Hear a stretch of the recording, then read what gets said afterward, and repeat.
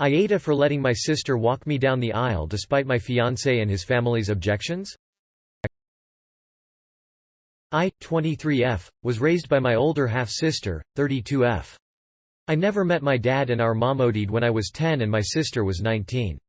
My sister's dad was still in her life and was willing to support her, but not me. My sister chose to be my guardian and her father's family went low contact with her as a result. In order to raise me she gave up a lot. Her relationship with her father, college, her 20s, and so much more. A few months ago I got engaged and I told my sister that in addition to being my maid of honor, I also wanted her to be the one to walk me down the aisle. All my life she's had to fulfill so many roles for me, big sister, mother, father, friend, that it only felt right that those multiple roles be honored on one of the biggest days of my life. My sister was ecstatic and so was I, but when I brought it up with my fiancé he objected.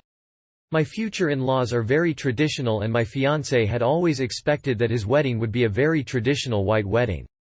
He said that it was great that my sister was my mo, but that her having two roles wasn't.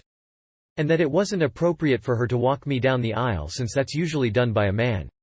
Apparently, his family had assumed that my future father-in-law would be the one to give me away since I don't have any male relatives. I told him that I appreciate his father being willing to fill that role, but that the one who make me the person I am is my sister and so it's right that she be the one to give me away. It turned into an argument that spread to my in-laws. My mill called me a few days ago to say that although she understand how important my sister is to me, that it's also my fiancé's wedding and I shouldn't be putting my sister before him on his day.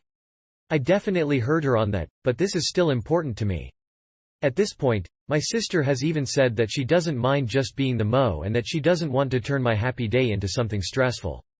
So now it's just me holding out and being stubborn, but I really don't want to concede on this point.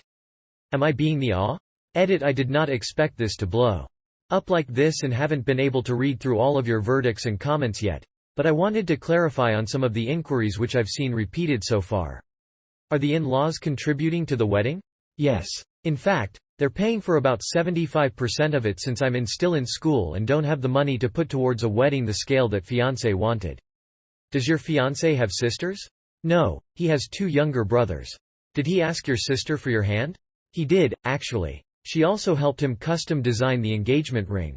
She showed me their group text and at one point they spent 3 weeks trying to decide between 5 different diamonds. Maybe I should just propose with an infinity gauntlet. It was very sweet and cute. What about when you have children? Have you talked about children? Because of a medical condition, I am infertile, though neither of us feel a particular strong urge to be parents anyway. But we also know we're still young and that may change, but even if it does it would be very far in the future. I know all too well that things happen, people leave or fall down or die, and so even if we got to the point of wanting to adopt it would have to be when I'm financially stable enough that even alone I'd be able to support and care for a child without it being major blow to my or the child's quality of life. Could you walk down the aisle by yourself? That was my sister's suggestions when she said she was fine just being the mo, but I rejected it. Because of her, I never walked alone on the worst days of my life, so I'm definitely not going to walk alone on the happiest.